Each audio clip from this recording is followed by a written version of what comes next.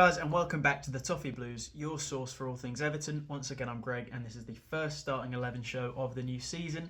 We start our campaign against Chelsea, and this is going to be a very speculative lineup. Of course, all of our business isn't done yet, so we don't know how this team is going to shape up. We are still looking to bring in reinforcements in every single position.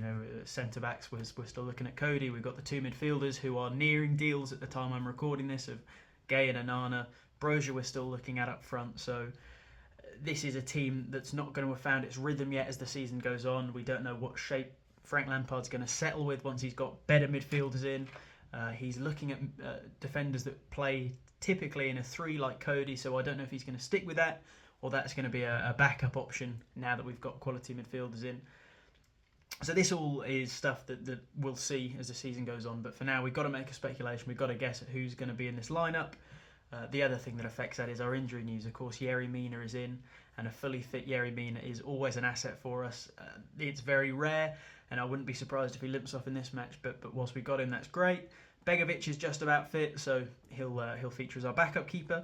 Seamus Coleman is fit, but will be featuring for the under-21s to get his match fitness up and finish off his rehabilitation process. So that game, I believe, the under-21s is the day before the Chelsea fixture, so it'll be on the Friday. Alan is fit, but he needs minutes, similar to Seamus Coleman, so I'm not sure if that means he features for the under-21s at all, or maybe he will get a few minutes at the end of the Chelsea game to solidify our midfield. But I don't think he starts.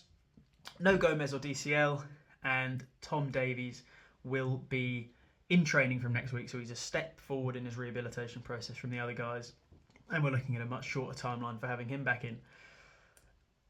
In terms of one more bit of news is, of course, Rondon can't start up front here because of his suspension from the last day of last season, which is very annoying with Calvert-Lewin injured because it means we really don't have a recognised striker, especially with all the young loanees we've sent out.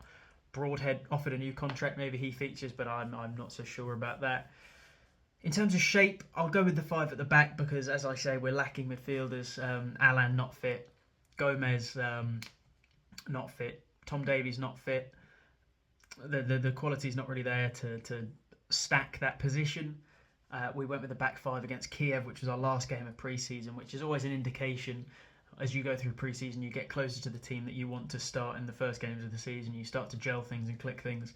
Obviously, that's tougher for us because we leave our business so late that it means we don't really know our identity until 2, 3, 4 weeks into the season, and by then we're already suffering. So we'll go with the back 5 here. Maybe Connor Cody coming in is an indication that's what we'll stick with, but we'll go with the back 5, and the personnel here will be quite similar to the Kiev game, minus a few injuries. A few players come back from injury. So Pickford in goal. I think on right wing back we'll see Patterson, of course, with Coleman not quite fit yet. Then the back 3 centre backs who I think do have quality. Tarkowski we brought in.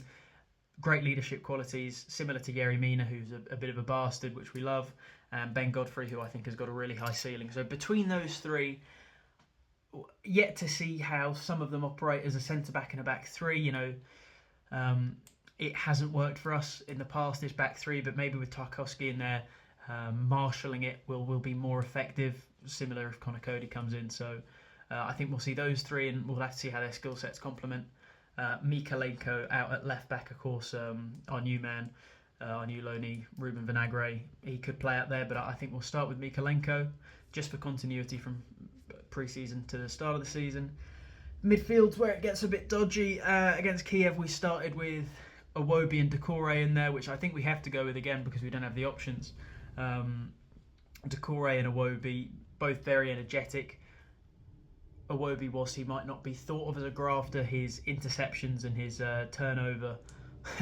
Unfortunately, his turnover both ways. He turns over play for both teams quite a lot per 90, but he's very effective at pressing. The pressing where his game really is good, and perhaps him and Decore can both adopt that Frank Lampard style. He said in press conferences that he loves to play a pressing style of football. Those two players are both very competent at doing that. So hopefully with 5 players behind them, there's the ability for them to do that, and that'll be effective. In terms of the front 3, I think we'll see Dwight McNeil start out on the left side. Seems to play well so far in pre-season. I know a lot of people are concerned about his end product. Will it make up for the departing Richarlison? Time will tell. Of course, he's going to have a lot more freedom than he did in his system at Burnley, so perhaps we'll see a better side of him here. Demarai Gray out on the other side, who I think will be key in this game in terms of moving the ball and progressing the ball. And false nine, Dele Alli, how do we feel about that as a starting 11 for our first game of the season? Of course, that will look so different in 2 weeks' time when these signings are made.